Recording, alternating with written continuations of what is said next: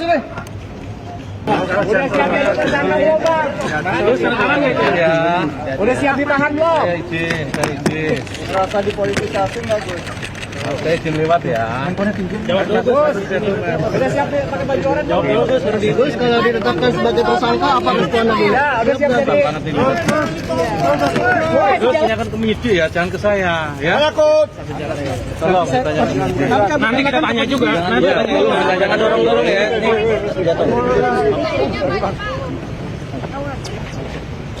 Terima kasih kawan-kawan. Terima kasih kawan-kawan. Iya Mbak, jadi yang dorong kita Mbak. Ini yang dorong siapa? Saya dorong itu yang dorong. Kita ambil gambar, saya dorong. Udah. Ini itu licin, dah kelihatan orang.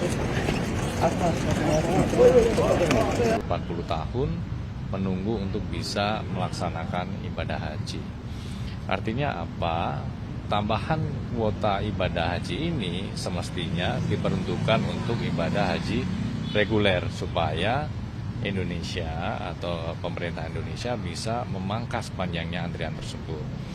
Namun demikian, dari 20 kuota haji tambahan tersebut dilakukan diskresi oleh Kementerian Agama menjadi 50%. Padahal kalau kita merujuk pada Undang-Undang 8 2019, splitting atau pembagian kuota haji adalah 92% untuk ibadah haji reguler dan 8% untuk ibadah haji khusus.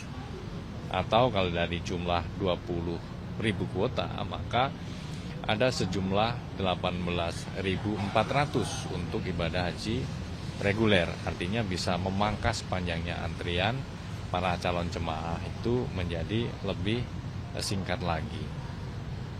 Namun demikian, karena di splitting menjadi 50%, maka kuota haji reguler cuman bertambah 10.000. Nah, ini sebaliknya.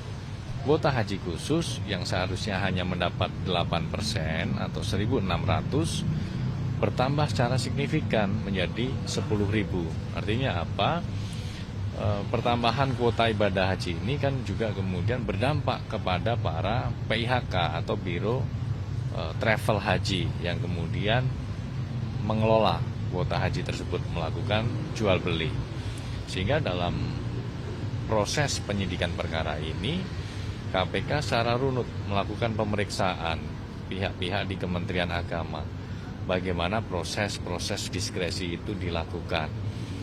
Apakah inisiatifnya murni top down dari Kementerian Agama atau ada bottom up-nya, ada inisiatif dari bawah seperti dari asosiasi ataupun dari para PIHK ini. Karena pihak-pihak tersebut yang kemudian terdampak dengan mendapatkan tambahan kuota haji yang sangat signifikan dari 1.600 menjadi 10.000. Ataukah pengambilan diskresi itu keduanya ada motif dari atas dan juga ada inisiatif dari bawah.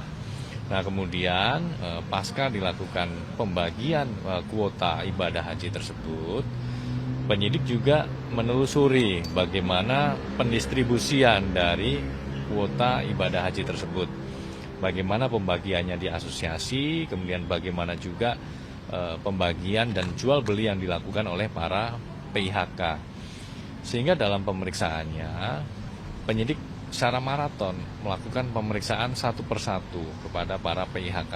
Karena memang praktik jual belinya berbeda-beda. Harganya, kemudian fasilitas yang ditawarkan. Bahkan ada juga PIHK yang belum mempunyai izin untuk menyelenggarakan ibadah haji dari kuota khusus ini, kemudian kok bisa menyelenggarakan. Nah, ini seperti apa praktiknya? Ternyata ada jual beli dari PIHK ke PIHK lain, bukan PIHK kepada para calon jamaah. Termasuk dengan antreannya seperti apa. Karena jual beli ini dilakukan kepada para jamaah baru, maka jamaah yang sudah lama mengantri malah kemudian tersalib itu ya di kuota haji khusus ini. Jadi siapa yang bisa membayar lebih cepat, lebih mahal, kemudian bisa berangkat lebih dulu.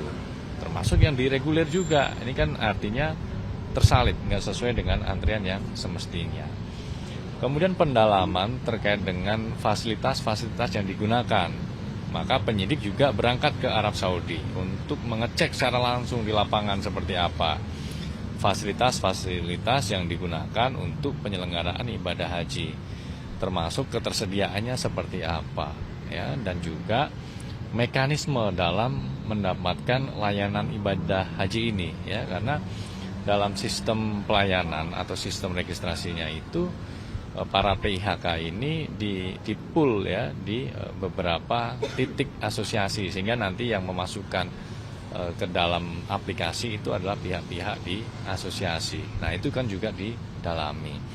Nah, berkaitan dengan itu juga penyidik juga mendalami terkait dengan aliran-aliran uang dari para PIHK atau Biro Travel Haji ini kepada oknum-oknum di Kementerian Agama atas pengelolaan atau jual beli kuota haji yang dilakukan oleh para biro travel itu. Nah, semua itu didalami baik oleh penyidik dan juga oleh BPK dalam kebutuhan penghitungan kerugian keuangan negara.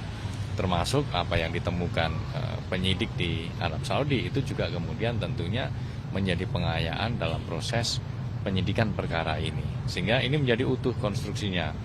Mulai dari awal proses diskresinya yang bertentangan dengan Undang-Undang 8 2019, kemudian pembagian kuotanya, kemudian adanya dugaan aliran uang kepada oknum-oknum di Kementerian Agama. Di sisi lain di kuota haji reguler ini menyusut secara signifikan, artinya kuota haji yang seharusnya dikelola oleh Kementerian Agama sebesar 20.000 kalau sesuai niat awal, atau kalau berdasarkan Undang-Undang 8 2019 itu maka berjumlah 18.400, tapi ini kemudian menyusut secara signifikan menjadi 10.000. Artinya kuota haji yang dikelola di reguler ini kan berkurang sangat signifikan. Nah, itu yang kemudian didalami kaitannya dengan dugaan kerugian keuangan negara yang ditimbulkan dari adanya diskresi yang bertentangan dengan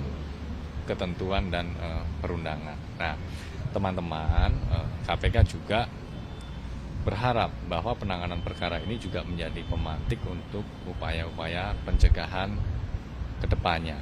Tentu KPK berharap ada upaya perbaikan yang serius terkait dengan penyelenggaraan ibadah haji ini, karena ini bagian dari pelayanan publik, terlebih ini terkait dengan pelaksanaan rukun-rukun beragama. Tentu kita semua ingin bahwa haji sebagai ibadah suci tetap terjaga kesuciannya. Jangan sampai korupsi menunggangi dan masuk ke dalam ruang-ruang suci dalam pelaksanaan rukun-rukun beragama. Selain itu, kami perlu sampaikan juga teman-teman, di ranah pendidikan anti korupsi pada 9 Desember kemarin, saat puncak peringatan Hari Anti Korupsi Sedunia, KPK bekerjasama dengan Kementerian Agama juga meluncurkan ada 6 buku anti korupsi yang membahas dari masing-masing agama, ya, Islam, Kristen, Katolik, Hindu, Buddha, Konghucu, ya. Jadi buku itu membahas membahas korupsi dari masing-masing perspektif agama.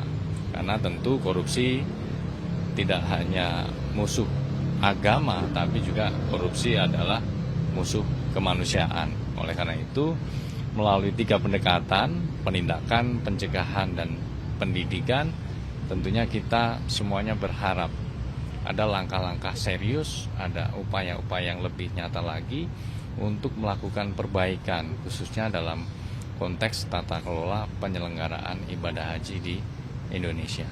Mas, ini kan tadi disebut pemeriksaan dilakukan secara maraton.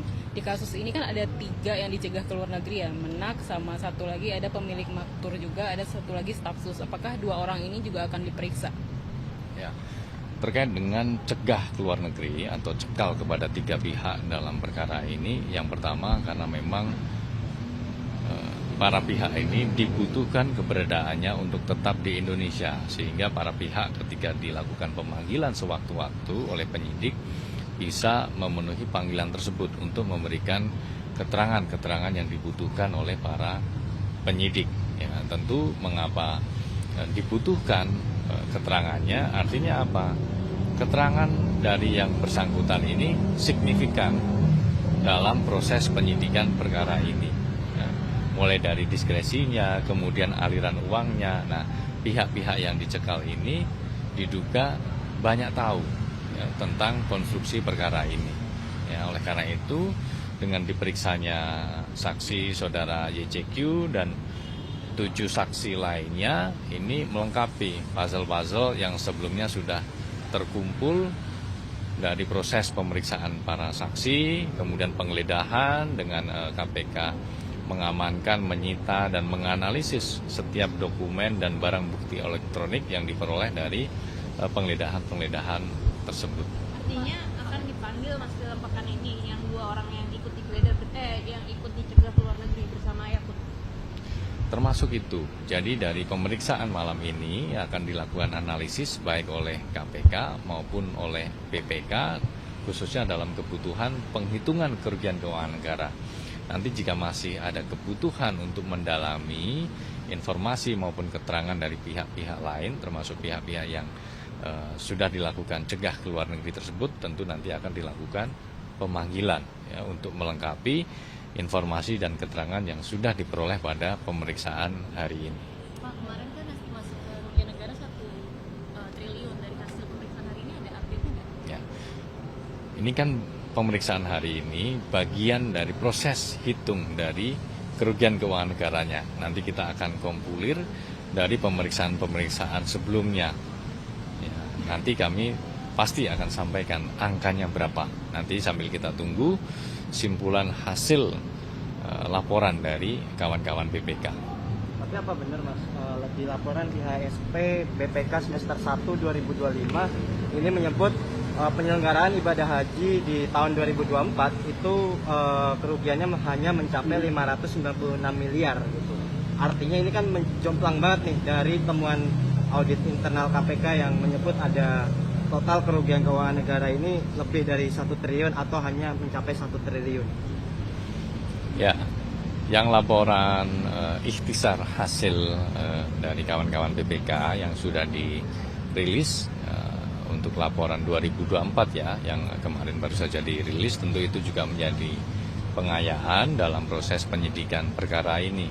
Ya, apakah itu nanti yang akan digunakan atau ini dihitung secara khusus, karena memang dalam penyidikan perkara ini, tim auditor BPK juga melakukan penghitungan secara khusus termasuk pada malam hari ini. Artinya apa?